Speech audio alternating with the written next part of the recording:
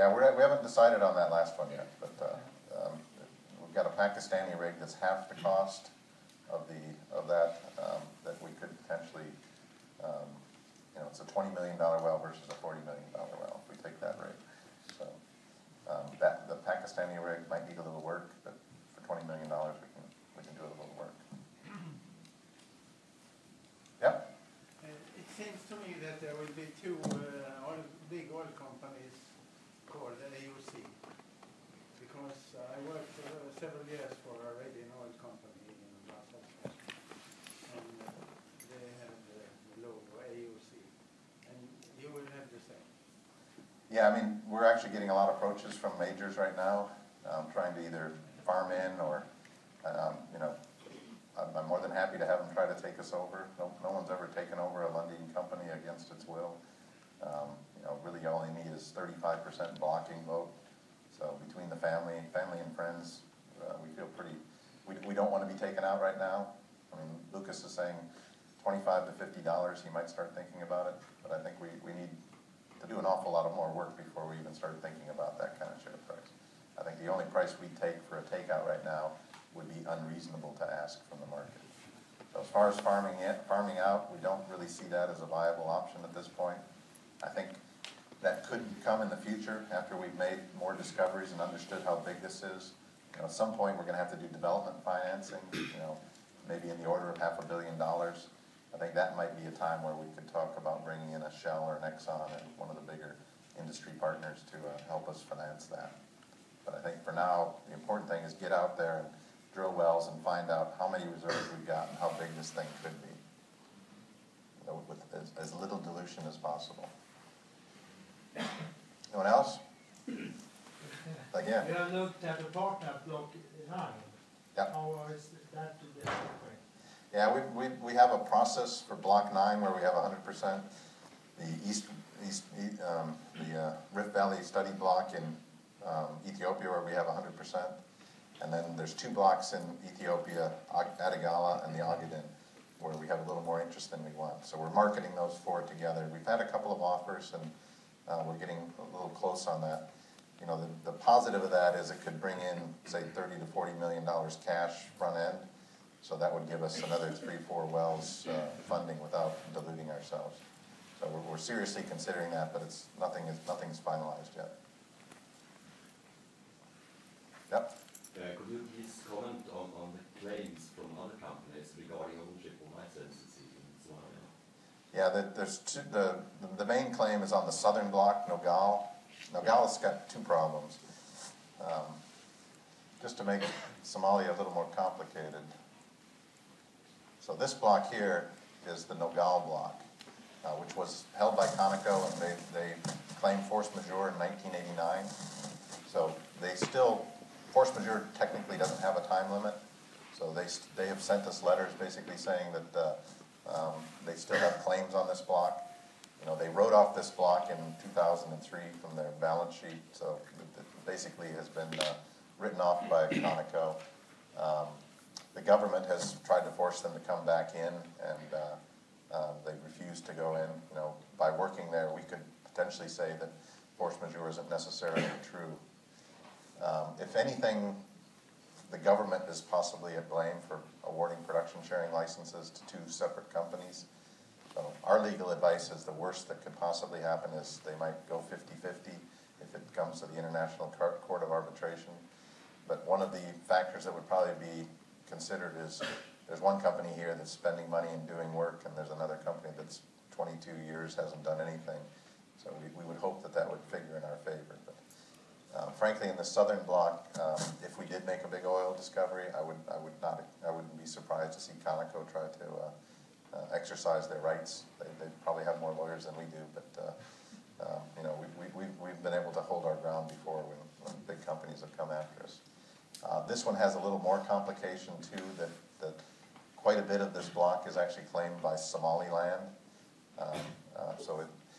We've kind of stayed away from this block partially because of those reasons, that it's not this clear-cut title. We drilled both of our wells in this block where we've really had no challenges to our title, and no one disputes that 100% of it is in Puntland.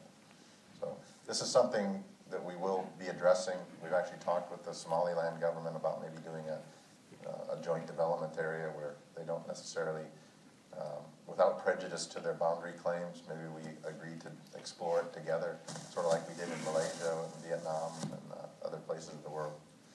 So, but yeah, you're right. There is in a place that already has a fair amount of hair on it, this block has even a little more due to the Conoco and Somaliland claims. Yes? What is your next step in Puntland after the Chevron given a positive or Well, assuming we come in and we'll drill this well, and we're just drilling down to the upper Cretaceous reservoir, the Gisoma, and we have the equipment on site to test that. So we'll be drilling it in an 8.5-inch hole. So the equipment we brought to Puntland with us was for open hole testing. So if we see something similar to what we saw in Shabil North, we'll be able to test that well right away. And that's, basically what we think is going to happen. Otherwise, we'll take that rig and we'll move it back, well, almost regardless of what we find in here, we want to take that rig back and test Shabil, because we do think it's going to flow oil. So assuming that one or both of those wells flows oil and kind of confirms that we've got a discovery, I think we'd like to keep that rig in country. It's about $7 or $8 million to mobilize all the rig and equipment into country. So I think we prefer to keep that into country. Maybe drill an appraisal well to one of these. Maybe drill this lead B over here. Or there is one prospect down in this part of the block that's not contested. We may think about drilling that one as well. It's a nice shallow prospect that already has a well on it that seems to have shown an oil system. So I think in a success case, one thing we have is these warrants. So both financings that we've done have warrants with force exercise on them. So we've got $60 million of warrants at the first financing that we can call on if the shares trade above $2 for 30 consecutive days. So what we think is if we made a discovery, those warrants will be force exercised, and we'll have another $60 million of funding to not only drill probably one more well, but also come back here and shoot seismic. Very little of this, the whole eastern part of this basin has no seismic on it whatsoever. And I think we'd like to go in and shoot some additional seismic and look for additional prospects there. There was one other? Go ahead. What do you think about the political situation in the future in Somalia and Yemen? In Somalia and Yemen. Yemen, okay. Yeah, Somalia has been hopeless for a long time, so it's hard to get your hopes up. If you look at what's happened in Somalia, the Kenyans have basically come across the border here and have basically pushed Al-Shabaab out of southern Kenya. The Ethiopians have come across and pushed Al-Shabaab out of central Somalia, but there still is a concentration. Unfortunately, they pushed them all to the Galgala Mountains, which is up here near our block. But I have to say, all of the intelligence we get, we meet with Canadian CSIS, which is like the CIA, and we get a lot of briefings from the UK government. And Al-Shabaab is sort of on the run in Somalia. The people there are very much more tribal. They are good Muslims, but they aren't necessarily Wahhabi-style Muslims. So Al-Shabaab really isn't taking a hold there like Al-Qaeda does in other parts of the Middle East. So I think we're hopeful that things are going to get better. I think it's all coming down to this constitutional committee that, can these three provinces basically form a federation with certain autonomy for certain regions and all work together. So things are as good as they've been in 20 years. The UK Foreign Secretary has visited Mogadishu for the first time in 20 years.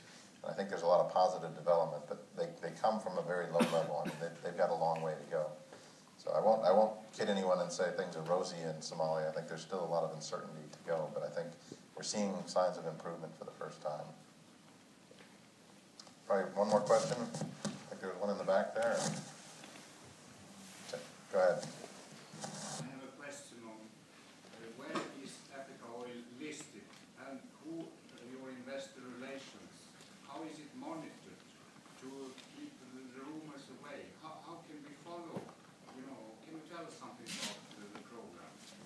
do what I do is stay off of all the blog and chat lines. I mean, they don't give any useful information as far as I know. I mean, our investor relations person is Sophia Shane, based in Vancouver, and if you want to contact her, she's the only credible, reliable source of information. And feel free to contact me as well. My name is on the website and my email. But you know, the amount of rumors. If I start reading our blogs and some of the internet chat, you know, I'd probably sell all of my Africa oil stock. You just can't trust what's out in the media there. You know, the best one I saw was that there was a rumor that Africa Oil had built a secret pipeline from the Somalia well site to the coast, and that the production was going to start next week. I was quite happy about having that secret pipeline. But anyway, it's a valid question. It's hard to sort through what's true and what's false on the internet. And I would just encourage you to go straight to our investor relations person.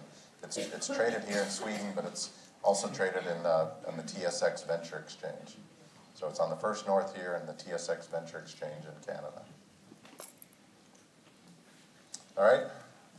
Yeah, one more. Last time you said I hate production, you said. I think I said I hope I never have to produce another barrel of oil as long as I live. What do you think today? Well, I think the reason that we're thinking of staying in this one is mostly just because it's potentially so big. We don't see an early exit on this. I think it's going to take us 3 to 5 years to just understand what we've got. And you know, to tell you how convinced I am that this is a good project, 3 weeks ago I sold my house in Vancouver, and 2 weeks ago I rented a house in Nairobi. So I'm moving there. I'm moving my wife there. On her first trip there, she was a little bit hesitant, but I think she'll be fine. I think this is one that, you know, one of the reasons we sell out and go look for other areas is we think there's probably better things around. I don't see any basins of this size. I mean, if you look at this,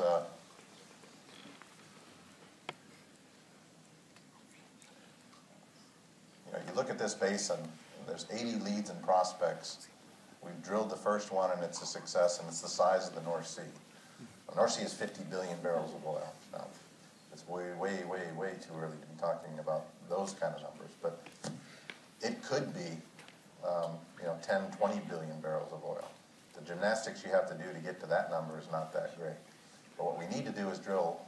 You know, we've got this little basin that we've basically de-risked, and that's it. We haven't de-risked any of the rest of this long basin here. We haven't de-risked this basin. Until we drill wells there, we don't know. And I think to stay in here and to be able to drill, this is the next well we're going to drill right here, which is the Sabisa well in South Omo. We're also going to be drilling that Cretaceous prospect over here. It's going to take us a long time to stay in. And I think the Lundin family is getting more comfortable with going to production. We don't have to build a big capability within Africa Oil because Tullow will be operating all this, and they have the capability. So I think we can sit back and kind of rely on Tullow and be kind of the passive partner in this. I think Lucas is getting a little older than he used to be. I think the idea of Norway, where he sees, you know, $1 billion of cash flow, you know, $3-4 billion of cash flow coming in every year. You know, and that this could be another one like that.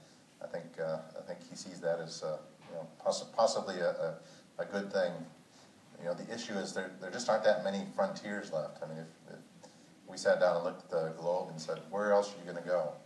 You can go to Russia, but you know, there's a lot of potential left in Russia. But you know, we had a pretty hard time in Valkyries with Russia. We found a big oil field, and the government's doing its best to relieve us of it.